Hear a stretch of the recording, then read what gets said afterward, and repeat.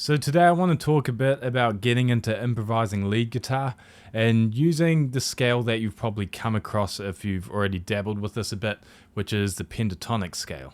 Now I'm going to make quite a few videos talking about this because there's a lot to get into. It's not just as simple as learning the 5 shapes. If you want to actually sound musical and know what you're doing and play with intention, there's a lot of little hacks or secrets that I want to show you. But to begin with, you have to actually be able to play the scale. So first of all, let's have a look at the actual shape of it. So if we look at position 1, okay, this is the only pattern we're going to be worrying about for now. You'll see there's a diagram and there's 2 dots on each string, and I've written on here where the low E string is because the amount of times I've shown this to a student and then they show up and have practiced it the whole week upside down, I've lost count. Okay, it happens a lot. So starting off, we're going to find an A note on the low E string. Okay, for now we're just going to keep this to the key of A. So A note is on the 5th fret, right? So that's that first note with the letters low E next to it. Then we go across 3 frets and using either our pinky or 3rd finger, we play the next note. Okay, then once we've done that, we hop over to the next string, play the 5th fret again. You'll notice all the first notes on each string for this pattern are on the same fret. Okay, they're all in a nice line. So 5th fret, and then we play the 7th. Okay, then 5th fret on the next string, then again 3rd finger on the 7th of the D string, okay, 5th fret of the G, 7th fret of the G, then 5th fret of the B, 8th fret of the B, again using pinky or 3rd finger, whatever you prefer, 5th fret of the E, and then 8th fret of the E, high E. Right, so that's the whole scale, so 2 notes per string, going up like that. Okay, now hopefully that's alright so far and you've learned that shape. You probably know it already, but to understand it a bit more, first of all, the pentatonic scale is a 5-note scale, hence why the word pent is in it. So you'll notice if I put the tuner on the screen, we have A, C, D, E, looks like I'm very out of tune, G, and then we have another A, another C, another D, another E, another G, another A, then another C, right? So you can see it's just A, C, D, E, G repeated over and over in different octaves. So only 5 notes, but over multiple octaves. So that's the first shape of the pentatonic scale that we're going to worry about for now. Okay, now the next step is you just want to practice this up and down a few times. So first of all, going up the scale, and then going back down.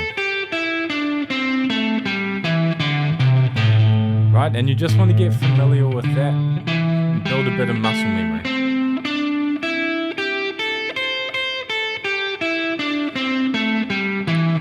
Right, making sure you're using the right fingers and that kind of thing. Now, the next step is actually using this to improvise, and this is what a lot of guitar teachers get wrong, and I got wrong for years. Okay, so what they'll do a lot of the time is they'll show you this scale, okay, this first pattern, and then they'll put on the backing track and say, now just go ahead and improvise. And most people have no idea what the hell to do, because they've basically, okay, think of it like this. If you were teaching someone a language, you wouldn't just teach them all the words in the dictionary without them knowing the definitions and then be like, all right, now speak. As they would just say, you know, they'd go apple, camel, balloon. And they would just start saying words without any meaning, speaking without saying anything. You wouldn't teach them like that. You would start off with a few different words and make sure that they know what the meaning is, you know. Here we go. Water, bottle, mouse, lamp. Right, so incredibly stupid and unnecessary. But you would teach them a few words and the association with it so they would know how to actually use it when they're speaking, right? Understanding the definition of it. Same goes when we're learning improvising. Okay, we want to just give ourselves some really small parameters to work within to start with, and make sure we understand what we're playing before we worry about using all these different notes. So, the best starting point, if I go into YouTube and I find a backing track, okay, this one's in the key of A minor, which is the key we've been doing for the scale, and this is what you'll want to practice along with. What I'm going to do first is I'm going to solo using only the top 2 notes on the high E string of the scale. Okay, this way, okay, I don't have all these notes I have to choose from, and I would end up just probably going up and down the scale. I have only 2 notes, and I'm going to have to get the most out of them that I can, right? So here we go. 2-note guitar solo. Cool little intro. 1, 2.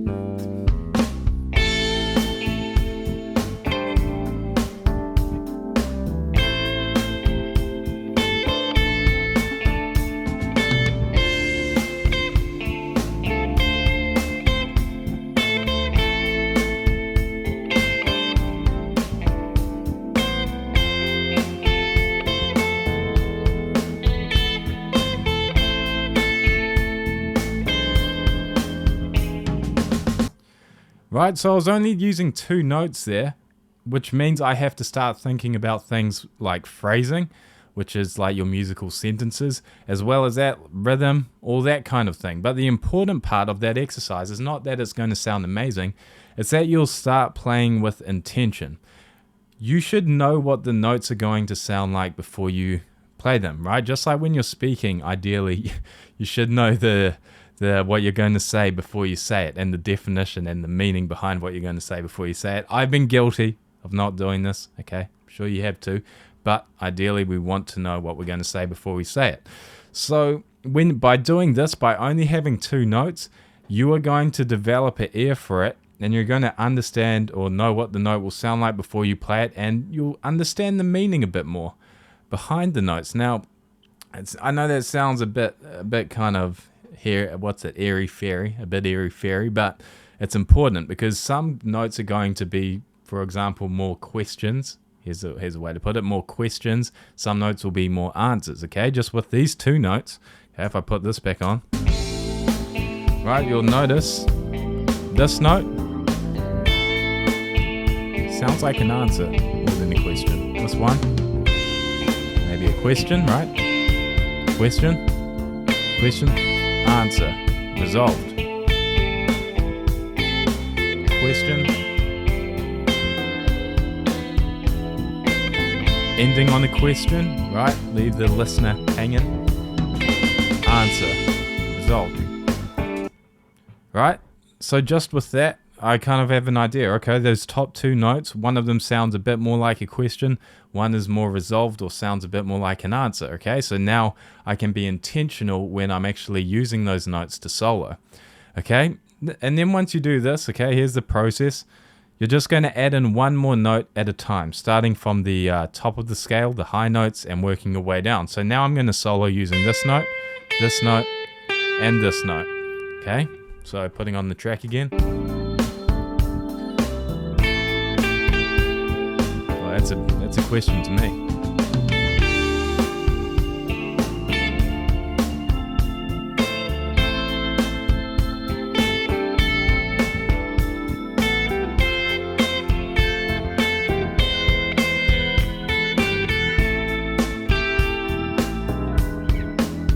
Right, so if you do that for a while, you'll really understand what the sound of those 3 notes are like. Okay, so just repeat this process going down the scale. Once you get familiar with these 3, add in the next note, okay, the next note, until you work your way all the way down and you have a really good idea of what the notes are going to sound like. And by the way, sorry, my guitar is a bit out of tune. I should have checked that beforehand. Okay, so that's step 1. Well, step 1 is actually learn the scale up and down, and then practice improvising by going onto YouTube and search jam track in A minor. Okay, and it's important it's in a minor key for now. Okay, so jam track in A minor, any genre, any style, click on it and have a go at improvising. Okay, so I tried to keep this as condensed as possible because I will be making more lessons on this covering different things. But for now, this is your starting point. Okay, so learn that first pattern I showed you. Practice improvising. This is important. Make sure you're separating your practice from just learning the actual scale up and down from your improvising. Okay, those are two different things. Don't just put on the backing track and play the scale up and down. Okay, you want to give yourself those parameters we talked about so you can play with intention. Anyway, I hope this was helpful.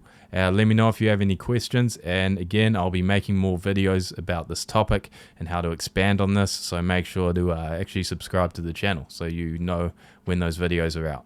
Thanks for watching, and see you next time.